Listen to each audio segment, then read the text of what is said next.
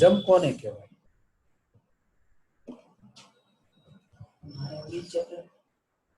કે પ્રિઝમ એટલે શું? It is a polyhedra having two equal and similar faces called its ends or edges parallel to each other and joined by other faces which are rectangles. એટલે કે દાખલા તરીકે તમે અહીંયા જોઈ શકો છો કે આ એક ટ્રાયેંગ્યુલર પ્રિઝમ છે.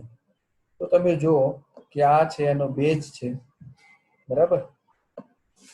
આ બંને આ ટોપ છે. તો આ બંનેને જોડવા માટે તમે જુઓ કે આ રેક્ટેંગ્યુલર ફેસ, આ એક, આ બે અને આ ત્રણ, આ ત્રણ રેક્ટેંગ્યુલર ફેસથી એ જોડાય છે, બરાબર? એટલે કે આ એનો બેઝ અને આ ટોપ બંને એક જ સરખા હશે અને બંનેને જોડવા માટે આ રેક્ટેંગ્યુલર ફેસથી જોડાય છે, એને કહેવાય prism.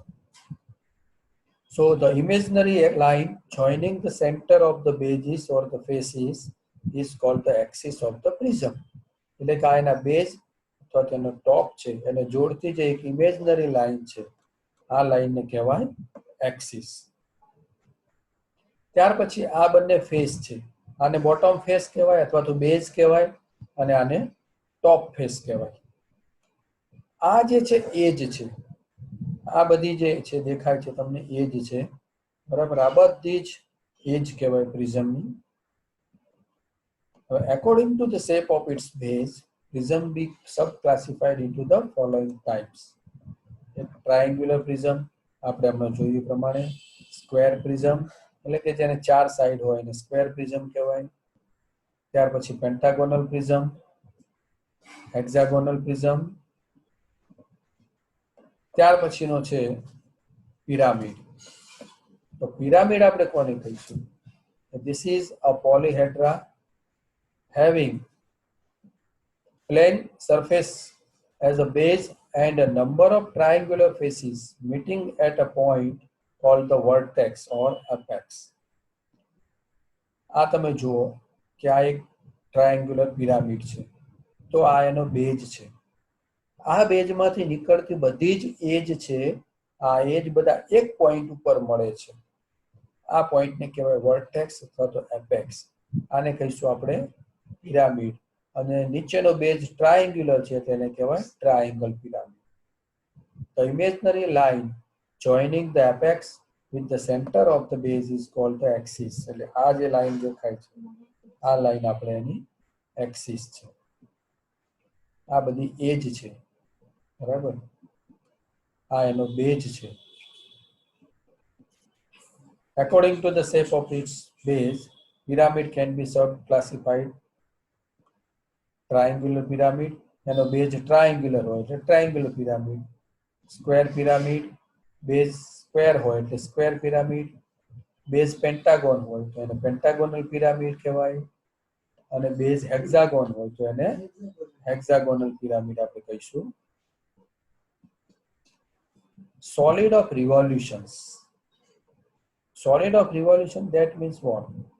When a solid is generated by revolution of a plane figure about a fixed line, that is called the axis, then such solids are named as the solid of revolution. કોઈ suppose કે કોઈ square છે, બરાબર?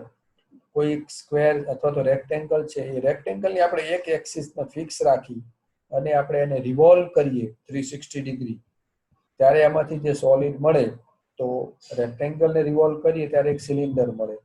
તો એવા સોલિડને કહેવાય solid of revolution. Suppose cylinder, cone અને સ્ફિયર અને એલિપ્સોઇડ, પેરાબોલોઇડ અને હાઇપરબોલોઇડ, આ બધા જે છે એને કહેવાય સોલિડ્સ ઓફ રિવોલ્યુશન. પણ આપણે અહીંયા આ બે જ ભણવાના છે, સિલિન્ડર અને કોન, બરાબર? તો સિલિન્ડર કઈ રીતે બને છે?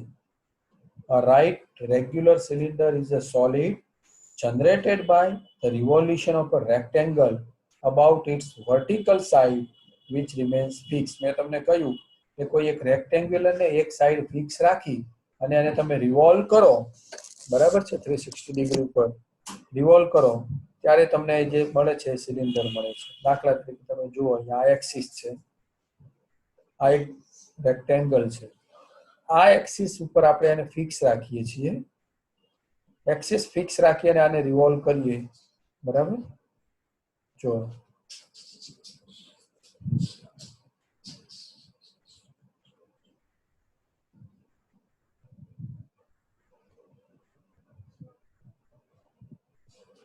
ઓકે, તો આ સિલિન્ડર બન્યું. તો આ શું કર્યું આપણે? આ રેક્ટેંગલની આ એક્સિસને ફિક્સ રાખી અને એને 360 ડિગ્રી રિવોલ્વ કર્યું ત્યારે આપણને સિલિન્ડર મળે છે. તો સિલિન્ડરને કહેવાય સોલિડ ઓફ રિવોલ્યુશન, અને કે રેક્ટેંગલના રિવોલ્યુશનથી સોલિડ જનરેટ થાય છે એટલે એને કહેવાય સોલિડ ઓફ રિવોલ્યુશન. આ એનો બેઝ છે.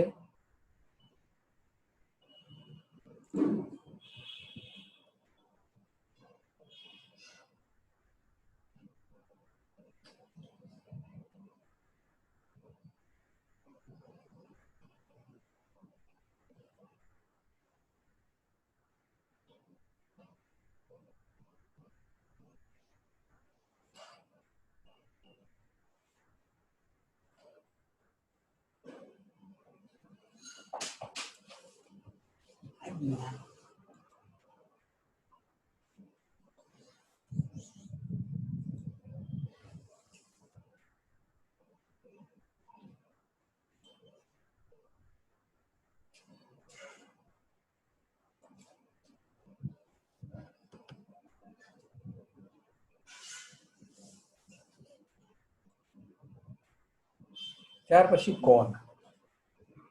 So right circular cone is a solid generated by the revolution of a right angle triangle about its vertical side which remains fixed.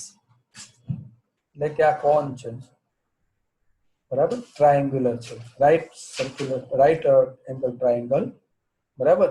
આને તમે 360 ડિગ્રી રિવોલ્વ કરશો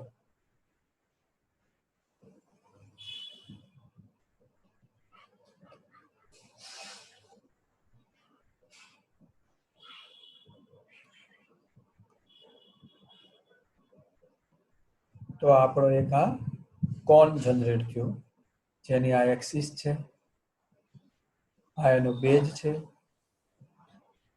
અને આ જે છે એને જનરેટર કહેવાય. તો કોઈ પણ કોન અથવા તો સિલિન્ડર હોય એને નંબર ઓફ જનરેટર છે એ નંબર ઓફ જનરેટર ઇન્ફિનિટી હોય, અસંખ્ય જનરેટર હોય, બરાબર. ભલે તમને અહીંયા બે જ જનરેટર દેખાય છે પણ number of generator are infinity. Now some important terminology used in the projection of solid. Edge or generator.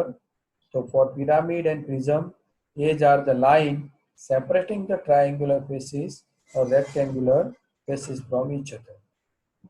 For cylinder, generator are the straight line joining the different points of the circumference of the base with each other. એટલે કે બેઝના circumference થી એકબીજાને જે જોડતી લાઈનો છે એને generator કહેવાય. Apex of solid. For cone and pyramid, apex is the point where all the generators or the edges are meet. આ point apex કે જ્યાં બધી એજ મળે છે અથવા તો બધા જનરેટર જ્યાં મળે છે, that point is called the apex. Then axis of the solid. For cone and pyramid, axis is an imaginary line joining the center of the base to the apex. For cylinder and prism, axis is an imaginary line joining centers of ends or bases. Right solid. A solid is said to be a right solid if its axis is perpendicular to base. જેની axis આ બેઝને perpendicular હોય એને કહેવાય right solid, બરાબર છે. Oblique solid કે જ્યારે axis છે એ બેઝ સાથે અધર ધેન 90 ડિગ્રી હોય તો એને કહેવાય ઓબ્લિક સોલિડ. તમે જુઓ કે આમાં 90 ડિગ્રી સિવાયના કોઈ પણ એંગલ ઉપર એક્સિસ જ્યારે બેઝ સાથે હોય તો એને કહેવાય ઓબ્લિક સોલિડ. ત્યારબાદ regular solid. A solid is said to be a regular solid if all the edges of the base or the end faces of a solid are equal in length and form the regular plane figure. એટલે એનો જે base છે, બેઝની બધી જ સાઈડના માપ એક સરખા હોય, પેન્ટાગોન હોય તો પેન્ટાગોનની બધી જ સાઈડના માપ 25 કે 30 કે 35, પણ બધી જ સાઈડના માપ એક સરખા હોય તો એને રેગ્યુલર સોલિડ કહેવાય. Then frustum of solid. When a pyramid or a cone is cut by a plane parallel to its base, thus the removing the top portion, the remaining lower portion is called the frustum. દાખલા તરીકે આ pyramid છે તો પિરામિડને એના બેઝને parallel, આ બેઝને parallel પ્લેનથી તમે cut કરો તો આ જે નીચેનો વધેલો ભાગ છે આને કહેવાય ફ્રસ્ટમ ઓફ પિરામિડ. તો એ જ રીતે કોનને તમે કટ કરો તો જે વધેલો ભાગ છે એને કહેવાય frustum of cone. Truncated solid. The truncated, when the pyramid or plane is cut by a plane inclined to its base, thus the removing top portion, the remaining lower portion is said to be truncated.